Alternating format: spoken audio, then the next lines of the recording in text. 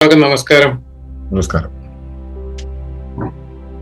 ഞാൻ ഈ പ്രോഗ്രാംസിന് വരുമ്പോ വരാനൊരു പ്രചോദനം എന്ന് വെച്ചാൽ സന്തോഷേട്ടൻ എന്നെ വിളിക്കരുതെന്ന് വിചാരിച്ചിട്ടാ ഞാൻ വരാറ് സാധാരണ. എന്റെ ഒരു അണ്ടർസ്റ്റാൻഡിങ്ങില് ഞാൻ നീ എന്നുള്ള അപരബോധത്തിൽ നിന്നാണ് മനുഷ്യന്റെ ഈ വൈകൃതങ്ങളെല്ലാം തുടങ്ങുക. അത് ആത്മീയ തലത്തിൽ നിന്നുകൊണ്ട് ചിന്തിക്കുകയാണെങ്കിൽ ഇപ്പോൾ മെഡിറ്റേഷനിൽ പോവുകയാണെങ്കിലോ ഒക്കെ what you observe is what is being observed. ഞാൻ എന്റെ ചിന്തകളെ അനലൈസ് ചെയ്യുന്നു മൈൻഡ്ഫുൾ ആയിട്ട്, പക്ഷെ അതും ഞാൻ തന്നെയാണ്. ഈ ഞാൻ നീ എന്നുള്ള അപരബോധം ഇല്ലാതെ ആകുന്നുവോ അവിടെ സത്യം ജനിക്കപ്പെടുന്നു.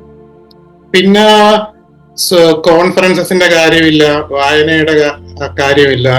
നമ്മൾക്ക് തന്നെ ഉള്ളിലുണ്ടാവുന്ന അറിവ് സഹജമായി നമ്മളിൽ പ്രകടമാകുന്നു, നമ്മുടെ സഹജീവികളിൽ പ്രകടമാകും.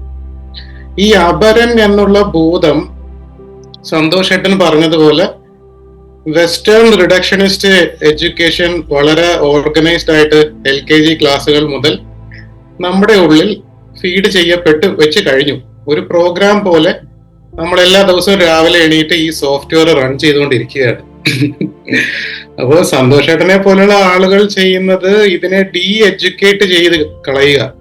അതായത് മാലിന്യം നിറഞ്ഞ ആ സ്പേസിനെ വീണ്ടും തബുല രസ എന്ന് പറയുമല്ലോ, നമ്മൾ ജനിക്കുമ്പോൾ ഉള്ള അവസ്ഥ, പ്യുവർ ആയിട്ടുള്ള അവസ്ഥയിലേക്ക് കൊണ്ടുവരികയാണ്.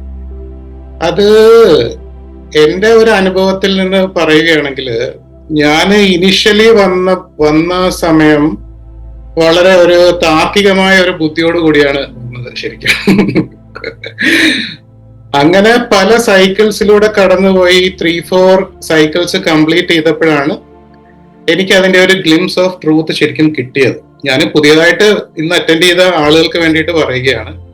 അപ്പൊ ആദ്യം നമ്മുടെ എക്സിസ്റ്റിംഗ് ആയിട്ടുള്ള ഈ സോഫ്റ്റ്വെയറുമായിട്ട് ഒരു ചെറിയ ക്ലാഷ് ഉണ്ടാവും, ഒരു ഫ്രിക്ഷൻ ഉണ്ടാവും, ചിലപ്പോൾ നമ്മൾക്കൊരു എതിർക്കാനുള്ളൊരു ടെൻഡൻസി വരും. വർഗീസ് ഏട്ടന് കൂടുതൽ മനസ്സിലാവും അല്ലെ, ഈ സൈക്കിൾസിലൂടെ എല്ലാം പോയ ആളാണല്ലോ.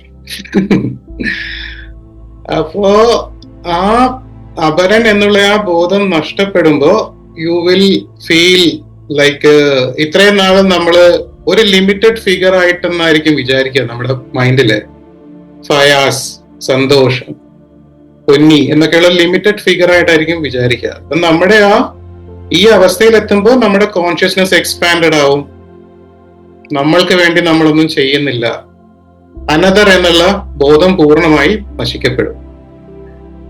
അപ്പോൾ ഞാൻ തന്നെയാണ് പ്രകൃതി, പ്രകൃതി തന്നെയാണ് ഞാൻ എന്നുള്ള അവസ്ഥയിലേക്ക് വരും. അപ്പൊ പിന്നെ നമുക്ക് എഫേർട്ട് എടുക്കണ്ട പ്ലാസ്റ്റിക് കവർ പുറത്തിടാതിരിക്കാന്.